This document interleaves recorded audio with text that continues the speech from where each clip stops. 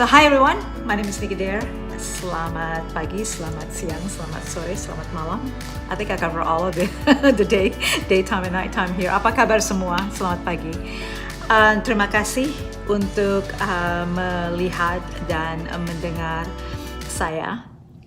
Glad to be here and glad to see you guys here and choosing to be here with me for the next at least few minutes. That's not what I was going to talk about, the entrepreneurship, but I will continue, however, because I think this is an important subject and it's an important topic right now during the pandemic. We can certainly share insights together. So I'll put it into my next video, so hang tight. Hopefully you guys are going to catch me on that subject. All right, money and how we are conditioned to think and do in our lives around that topic. All right, okay, so last time I spoke about money and price gouging.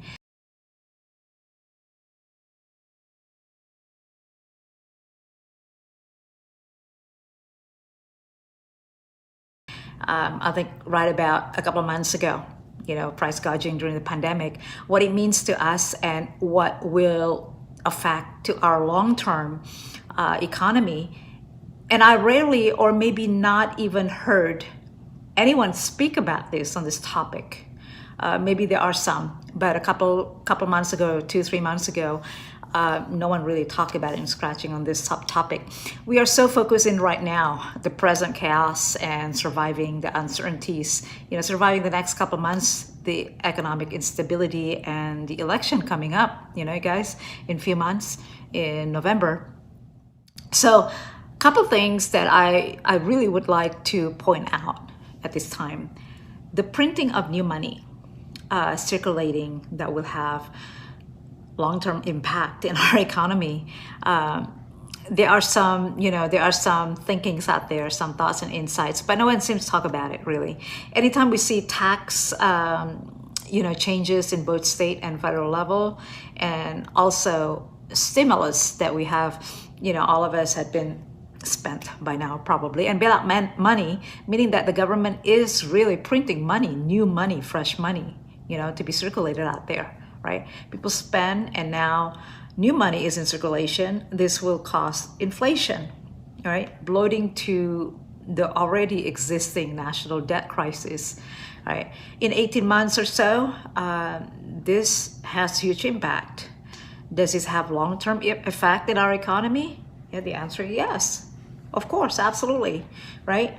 Look, I'm not a financial advisor or even try to become one or an expert, right? But this is just a little common sense. Although I have one though, he's a good advisor, a very good one, Eric. I used to be Mitch. I mean, he's retired. I mean, Mitch was the seasoned. I mean, he's been around the block and he's been through in few of the market crashes. So he knows what he's talking about in the last decades, right? Anytime we print money, right, the value to the dollar decreases. Value of the toilet paper, for example, that is priced currently at, $17 for 6 pieces. I mean, it used to be like $9 or even less. That's like twice increase. Right? This price you see will most likely won't ever go down after the pandemic. I mean, I'll call it pandemic price at $17. And post-pandemic will either remain or even become higher, And this is what I call price gouging, post-pandemic also, post-crisis.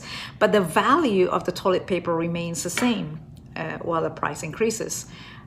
Crude oil is currently priced at, I believe, $39.40. I mean, it's been that way per barrel. Barrel is 40 gallons, I think, per barrel. And when it goes to gas station, it's priced at 3.8 and close to $4 per gallon. I mean, nearly. Here in California, I don't know, in some states, and averaging probably $3 now. My point is that someone is really making serious money, regardless it is a bad or a good economy when it comes to this kind of things. Especially fuel price, gas obviously is necessity every day. During pandemic, where less cars are on the road and freeways right now, the gas companies are probably crying, not only for their daily loyal customers, right? But also, I think it's to pay their fuel storage fees. I mean, think about that. I think I was reading an article about it because now they have so much inventory. No one is buying that, right? Same concept. This is all the whole thing here, same concept pyramid scheme. Only the few on the top will benefit the scheme, but never the middle to the bottom people. You know, it's just it's the great example is the pyramid scheme, basically. Another point I want to make on this is that we are in our 5th month now since we start quarantine. And all of these uncertainties, the lockdown, the shelter in place, schools, businesses are shut down. I know that some are reopening already and, you know, with minimal work capacity, still mandating to wear face masks and practice social distancing. And, you know, all of these are based on one thing, that we are still anticipating on the vaccine for the virus, right? I mean, that's what we're waiting for. That's why we are on a lockdown mode into 5 months now after pandemic mentioned, right? I mentioned this from the beginning. Yeah, we talk about the second wave. We talk about the all of these things that's going on, you know, with all of the pandemic virus coming down again.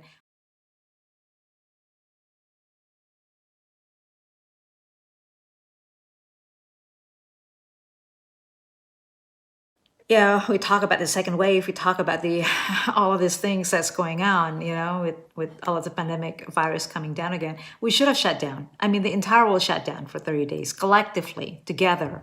Only go out for emergency only, you know, shut down, meaning shut down for 30 days. This in March would have given us a different result than what we have now. I think.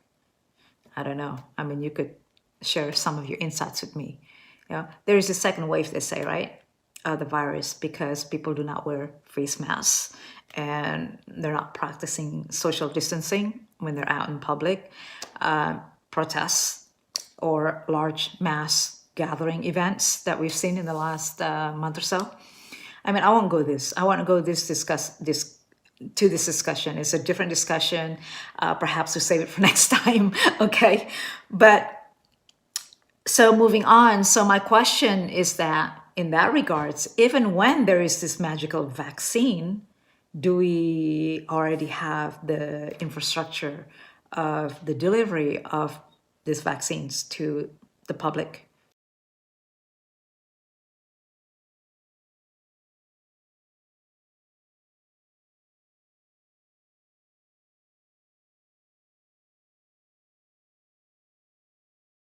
Basically, you know, the infrastructure of delivery, meaning the tools and resources that come along with the delivering of the service, right? The vaccines, you know, to the people. I mean, has anybody thought about that? Because it's going to come with the territory. I mean, yeah, great that we're going to find the vaccines and now we're going to have the vaccines. Now what? You know, how are we going to deliver this to the service to the people? You know, we might need the syringe, the gloves, everything, you know, has to be sterile. The infrastructure for the delivery. So as this epic COVID continues making its fame around the world, how much has COVID really contributed to the US national debt so far? And it's been bloating already, as we already know. Do we need to consider perhaps resetting our monetary system?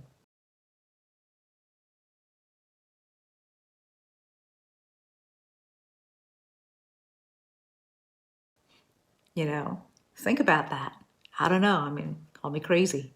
Do we need to come up with perhaps global currency that everywhere around the world should have just one currency and using it, you know, globally around the world? I don't know. I mean, is this something that's feasible? I have no idea. These are some of the questions I want to know. Okay, this is Nicky there. I'm gonna end it here. Terima kasih untuk mendengar saya and untuk melihat saya di video ini. Thanks for listening. Hope that we can learn and this was insightful. And please, please, please post your feedback and comments on this video. I really would love to hear yours back. All right, terima kasih semua and sampai jumpa. Sampai jumpa lagi.